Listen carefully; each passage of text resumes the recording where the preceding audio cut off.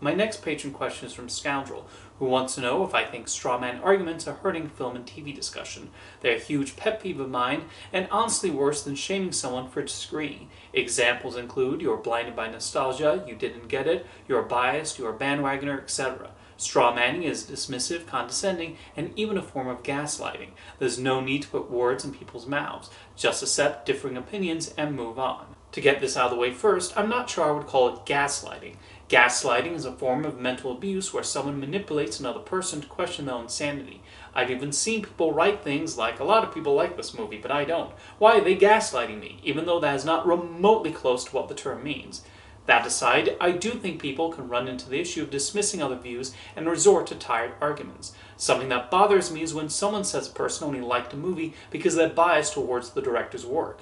Or maybe the director often makes creative choices that align with someone's personal taste, and so naturally they go and appreciate what they put out. There are directors whose work I've not much clicked with because their sense of humor clashed with mine, or I did not like their editing style. So of course the opposite is true, where a director who tells the sorts of stories I enjoy or tackles themes I think are worth exploring would be one I gravitate towards.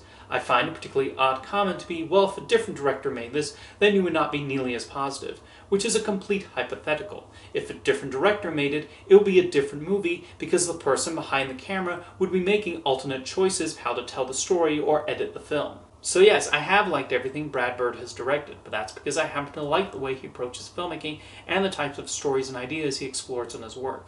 Another thing that was popular to say years ago if someone did not like a movie that maybe was more surreal or artistic, more leisurely paced than the typical film was, "Oh, just stick to Transformers." Okay, well, you don't know the other person's taste. Maybe they don't like Transformers either. Just because someone does not gel with the works of Jean-Luc Godard, or maybe finds the movies of David Lynch a little too unusual for their taste, it does not make them some uncultured person who only likes flashy action movies. Maybe Francois Truffaut or Terry Gilliam are more to their liking. Some movies can be hard to get attached to. I'm sure someone would dismiss my opinion because Jules and Jim is a movie that does not do much for me.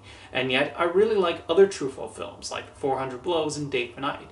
Although now you probably only like movies like Transformers, has changed to you probably only like Marvel movies. Someone can have a variety of film tastes, you know. Remember the end of Ratatouille when the critic who loves fine dining also gets pleasure out of a simple vegetable dish? I've gotten the occasional negative comment for not liking a foreign film, even though there are a lot of foreign films I love. Cinema Paradiso even sits among my 5 favorite movies ever. I've also upset people for not liking a lowbrow comedy, and they probably assume I'm a snob with no sense of humor.